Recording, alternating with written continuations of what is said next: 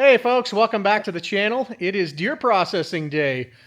We got everything set up and we're getting set to grind some meat and make some sausage, so stay tuned.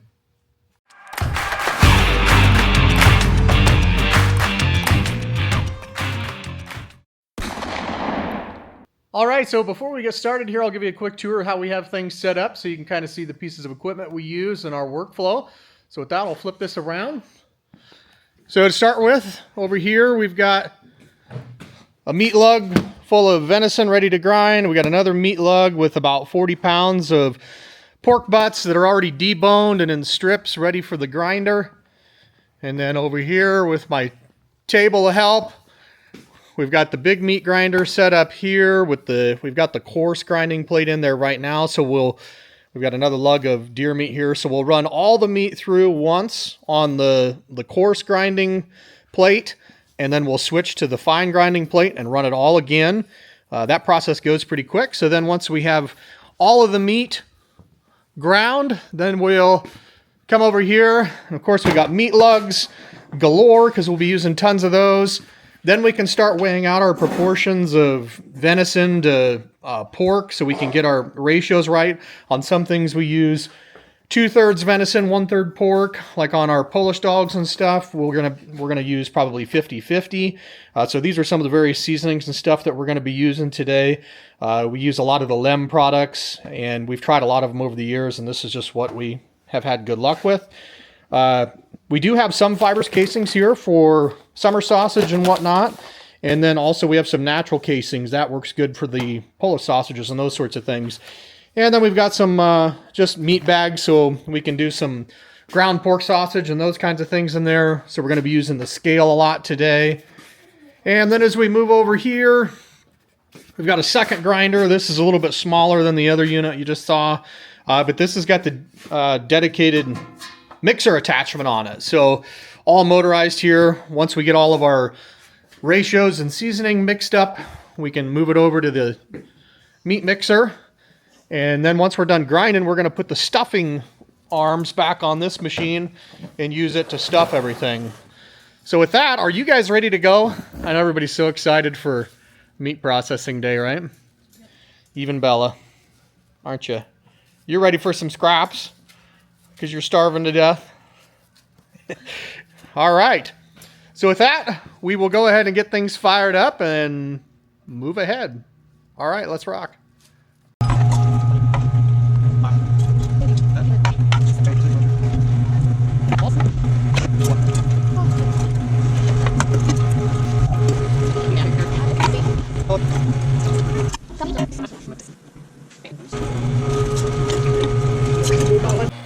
All right, so the last bit of venison is going through the grinder. So John's running the foot pedal down there. Lee's kind of feeding it into the grinder. So we got the coarse grind plate on for round one here. So we got one big meat lug of ground venison here, and then we're going to run the pork through next before we switch grinding plates and go to the fine grind. All right, good job, guys. So now we are grinding the pork. So we got the first batch of that going through. So Amber's going to show you here. So we cut up the pork when we get it into strips. So then, because when you put them into the mouth of the grinder, it flows right in. You don't even have to stop. Yeah, so you can see we don't even need to just kind of got to help it in. The grinder just pulls that right through. Another thing that helps is if the meat is cold. So obviously the friction of it going through the grinder creates some heat. So the colder your meat is, the better. It can even be a little bit frozen. Like there's probably some ice crystals in there. It's very cold. Basically just enough thawed so you can get those strips apart.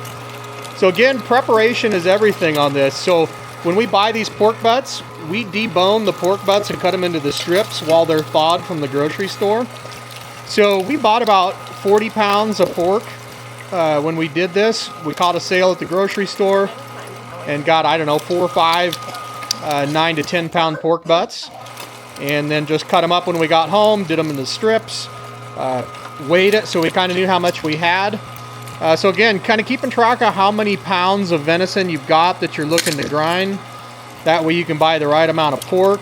It makes everything go smoother there. So We're just about done with this first grind of the pork, and then we'll change out the grind plate on the grinder to the finer one, and we'll run everything through again.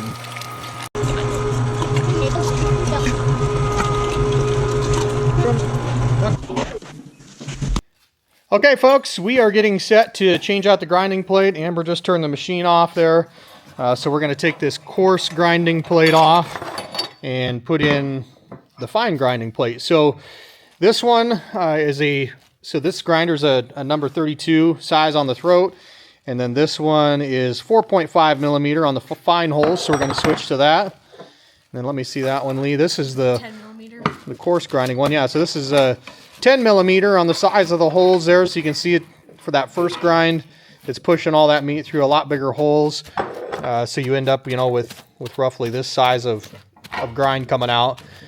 So it works good to run everything through on the coarse grind, quick change out the plate, and then we're going to run everything through again on the fine grind, and then we should be done with grinding for the first phase of it here. All right, we're going to get things fired back up here. So Lee just turned the machine back on.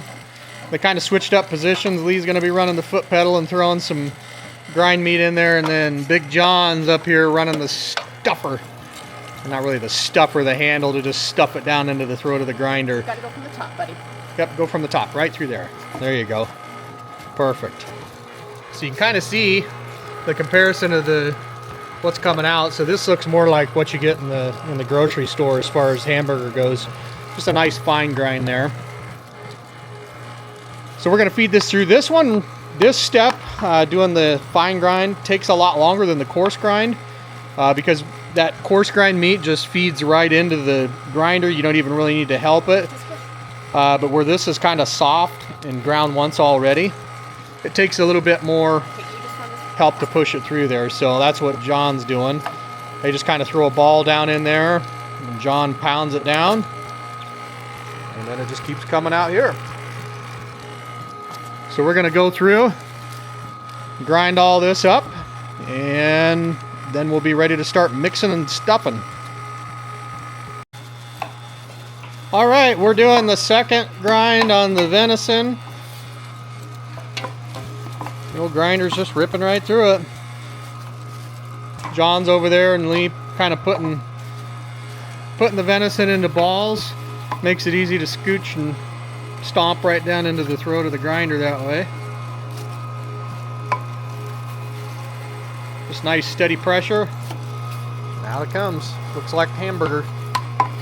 Very lean hamburger. Very lean. Yeah. All natural lean. Good job, guys. Yeah, good job, John. Big John, He's so bored, he has to yawn. are you working hard, Big John? Yeah?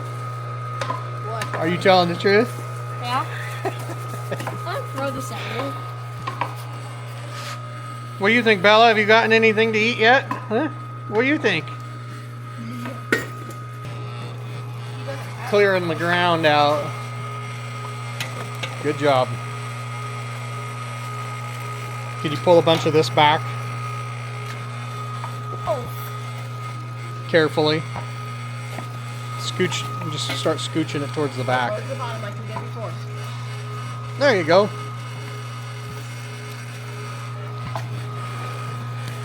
That leaves Mom some room to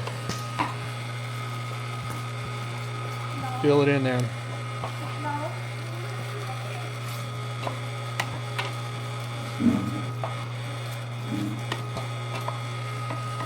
All right, back at it. All right, so we just got done doing the second grind on the venison. So at this point, we are done with grinding, but there's still some venison down in the throat of the grinder. And without meat going down, it's tough to get it to push all the way out. So a little tip that we've found that works good is get some old bread. Like these are old buns, they're kind of stale. And what we're gonna do is start the grinder up. See how nothing's coming out? We're gonna use this bread as like a shim of sorts. Push it down there, Mom. So the grinder is gonna grab a hold of that bread and start pushing the remainder of the meat out. Because I bet we've probably got at least a pound left down there in the throat of the grinder. So we're just going to let the bread kind of work its way through there. And you can kind of see now it's pushing whatever else out of it there. That's probably. And that's about it. Get this. I'm going to set it outside. Can you get the door for me, Joe? So the nice thing about it being 20 degrees outside